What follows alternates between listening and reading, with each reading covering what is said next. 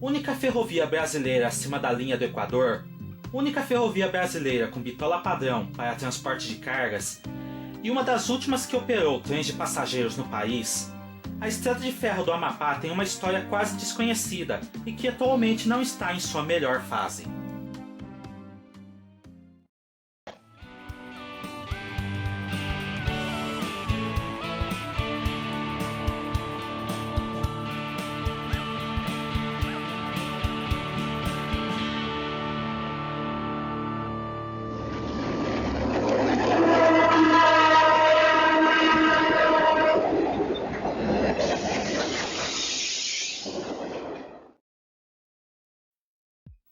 No final da década de 1930 foi comprovada a existência de extensas jazidas de manganês na região da Serra do Navio, então ao nordeste do estado do Pará. A presença de tão importante minério em terras tão isoladas, que já haviam sido alvo de disputas com a França no final do século anterior, motivou a criação do Território Federal do Amapá, com capital em Macapá, e a criação do projeto ICOMI, Indústria de Comércio e Minérios, para favorecer a exploração do manganês e permitir o desenvolvimento e integração do novo território com o resto do Brasil. Em 1947, a concessão para a exploração das minas e para a construção de uma ferrovia ligando a Serra do Navio até as proximidades de Macapá foi vencida pela Icominas, depois KM Mineração, que já havia participado da elaboração do projeto ICOMI. 3 anos depois, a empresa norte-americana Bethlehem Steel Company se associou ao projeto, trazendo verbas, conhecimentos técnicos e tecnologia para a ICOMI. Devido a diversas questões burocráticas envolvendo a liberação de licenças de exploração, apenas em 1954 começaram as obras para a construção do porto, da vila de funcionários e ponto inicial da ferrovia, no local denominado Santana.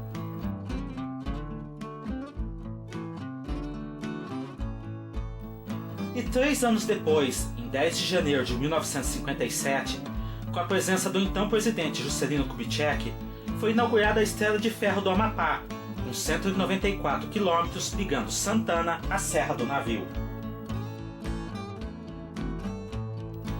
A EFAP, como era então denominada, tinha diversas características únicas. Para começar, ela é a única ferrovia brasileira construída na bitola internacional de 1435 mm, o que não é um problema, visto que a mesma está isolada do resto da rede ferroviária nacional. Ela também é a estrada de ferro mais ao norte do Brasil, e a única construída acima da linha do Equador. As características de sua construção e operação também tornaram a Estrada de Ferro do Amapá uma típica ferrovia industrial de estilo norte-americano. Contando com uma frota inicial de 3 locomotivas EMD GM SW1200, típicas para ferrovias industriais, além de vagões de carga, veículos de manutenção, autos de linha e equipamentos totalmente importados, a EFAP entrou realmente em operação em 28 de maio de 1958, com os primeiros trens de passageiros fazendo a rota Santana-Serra do Navio. De início, eram usados vagões de cargas adaptados para o transporte de passageiros, mas na década de 1960 foram adquiridos 7 carros de segunda mão de construção ACF, American Car Foundry, oriundos da New York, New Haven and Rutherford Highway, o que proporcionou um salto de qualidade nas operações da empresa. Na década de 1970, a EFA, como passou a ser conhecida após o desaparecimento da Estrada de Ferro Araraquara, continuou reforçando o parque de tração com a chegada de novos vagões para transporte de minério, carga geral, além de mais uma SW1200 e uma SW1500, mais nova e potente que as anteriores. Como o tráfego na ferrovia não era tão grande, não houve a necessidade de adquirir locomotivas mais potentes na época. Embora a Estrada de Ferro do Amapá fosse uma ferrovia voltada principalmente para a exportação de minério, A presença do trem de passageiros tornou possível o aparecimento de diversas vilas e cidades pelo caminho, que eram abastecidas pelo trem. Mas a construção da BR-210 por esta época fez com que a estrada de ferro lentamente começasse a entrar em decadência. Com a fusão da KM Mineração e a Bethlehem Steel Company na década de 1960, a ICOME e, consequentemente, a Estrada de Ferro Amapá passaram a ser geridas pela MBR, Minerações Brasileiras Reunidas S.A., até 1998, quando as operações foram paralisadas unilateralmente pela empresa. Desde o início da implantação do projeto, as projeções já indicavam que as principais reservas de manganês se esgotariam por volta da década de 1990, o que realmente aconteceu. Embora ainda fosse possível o transporte de cromita, minério de ferro, carga geral, grãos e passageiros, as operações da ICOME e da EFA se tornaram rapidamente deficitárias, o que motivou a empresa a paralisar as atividades com o fim de devolver a concessão. Isso motivou uma batalha judicial entre a empresa proprietária, o governo do estado do Amapá e o governo do estado do Pará, que na época era quem ainda detinha os direitos para legislar sobre problemas na concessão. Embora essa querela jurídica nunca tenha sido completamente resolvida, a Estrada de Ferro do Amapá continuou em operações graças ao engenheiro Ralph Medellin, que participara da construção da ferrovia. Entre 1998 e 2006, todas as despesas da ferrovia deficitária foram cobertas pessoalmente por Medellin, que se arruinou financeiramente e cuja família até hoje reclama na justiça por uma indenização pelos gastos com a operação emergencial da Estrada de Ferro. Em 2002, foi decidido cingir a EFA do resto do patrimônio em litígio, para permitir que a mesma voltasse a operar em uma nova concessão, vencida 2 anos depois pela MMX, empresa de mineração do empresário Eike Batista.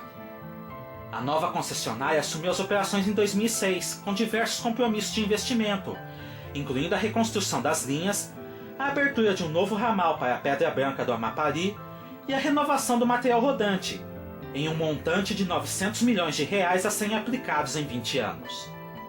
É curioso notar que um dos compromissos da MMX para a ferrovia era justamente manter o trem de passageiros em operação, o que tornou a EF Amapá uma das pouquíssimas ferrovias brasileiras a ainda terem trens de passageiros diários de longo percurso em operação, com os mesmos carros adquiridos 50 anos antes.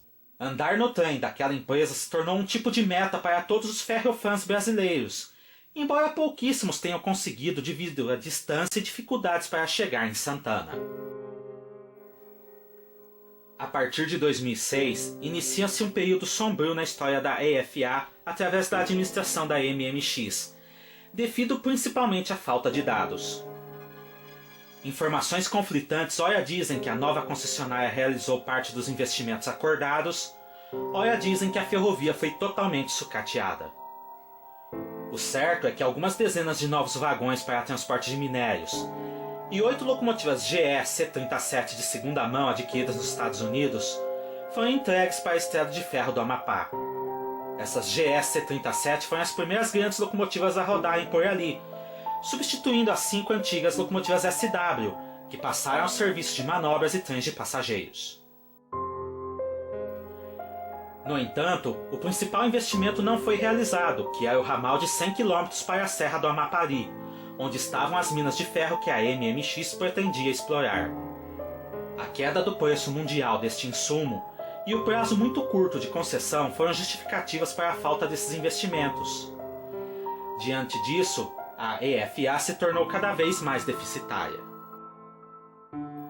A venda da concessão para a Anglo American e posteriormente para a Zamin não resolveu o problema da falta de investimentos, que culminou com o desabamento do Porto de Santana em 2013, com algumas vítimas fatais. Em 2014, o transporte de cargas foi paralisado, e em 2015 foi a vez do trem de passageiros. Isso motivou o governo do Amapá a decretar a caducidade do contrato por prejuízos ao poder público. Desde então, a Estrada de Ferro do Amapá está paralisada. sofrendo cada vez mais com a ação do tempo e dos vândalos. Trilhos, estações, locomotivas, vagões, equipamentos e oficinas estão se deteriorando, enquanto se busca uma solução para o problema. No final de 2019 e começo de 2020, a empresa inglesa Cadence Minerals iniciou conversações com o governo estadual para assumir a concessão da empresa, inclusive a operação do trem de passageiros, tendo feito diversos depósitos judiciais para garantir o pagamento de multas para ex-funcionários e clientes da Zamin. No momento da elaboração deste vídeo, são aguardadas as licenças ambientais de operação, além da aprovação da Justiça para que a operação seja concretizada. Nossa torcida é para que em breve a Estrada de Ferro do Amapá volte a operar, trazendo novamente prosperidade para as cidades que são cortadas pela mesma, e permita que a história desta pequena ferrovia tão singular e desconhecida possa continuar nos trilhos. E essa foi a história da Estrada de Ferro do Amapá. Clique no gostei, se inscreva no canal se ainda não é inscrito e ativem as notificações para fortalecer nossas atividades e não perder nenhum novo vídeo. Até a próxima!